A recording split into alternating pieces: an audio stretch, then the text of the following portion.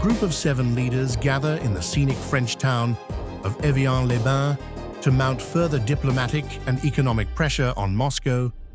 A completely different geopolitical script is unfolding 700 kilometers east of the Russian capital in the historic city of Kazan,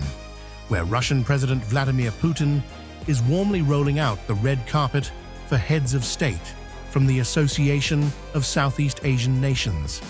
This high-profile 2-day summit officially marks 35 years of diplomatic collaboration, standing as Putin's first in-person meeting with the Southeast Asian bloc since 2018, and providing visible proof that Moscow's strategic pivot to the east is yielding powerful results, despite years of intense, multi-layered Western sanctions explicitly designed to isolate the Kremlin from the global community. The impressive guest list alone highlights a deeply pragmatic global landscape, featuring heavyweights like Malaysian Prime Minister Anwar Ibrahim, Philippine President Ferdinand Marcos Jr., and Thailand's Deputy Prime Minister Anutin Chanvirakul,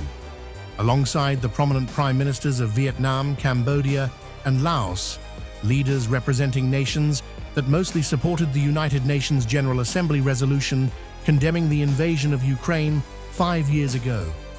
but are now forced by the stark realities of domestic economic survival to heavily recalibrate their foreign policy.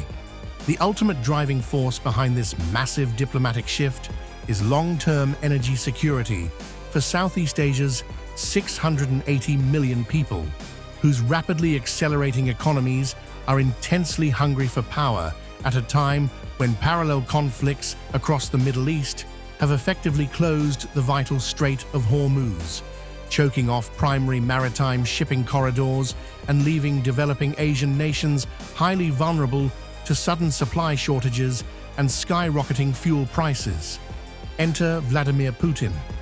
who, having been blocked from selling energy to traditional Western European buyers, has aggressively reoriented Russia's entire oil and gas grid toward Asia by offering a direct antidote to ASEAN's deep structural anxieties through formal promises of increased crude exports, long-term liquefied natural gas contracts, and advanced technical cooperation on building state-of-the-art nuclear power plants. While European leaders at the G7 summit work overtime to secure international backing to drag Putin to a European negotiating table,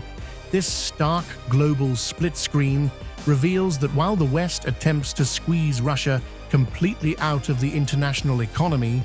leaders of the global South are actively flying into Russia to secure their own economic futures. Ultimately, by firmly keeping Moscow close as a vital dialogue partner, ASEAN is sending a clear, unified message to Washington and Brussels that when national stability, industrial growth, and affordable energy are on the line, regional self-interest and economic survival will always triumph over foreign geopolitical pressure. If you like this video, then like, share, and subscribe to Mirror Now.